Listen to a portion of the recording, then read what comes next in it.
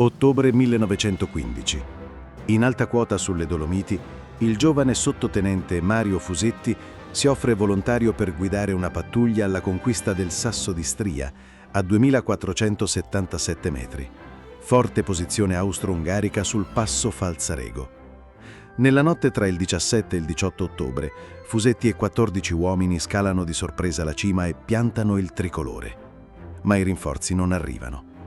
Dopo ore di resistenza, vengono circondati. Fusetti cade colpito alla fronte e sparisce tra i crepacci. Prima dell'azione, scrisse alla famiglia: «Che il mio povero corpo semplicemente riposi dove sono caduto». La sua medaglia d'oro al valor militare e alla memoria onora un gesto di coraggio e altruismo senza riscatto.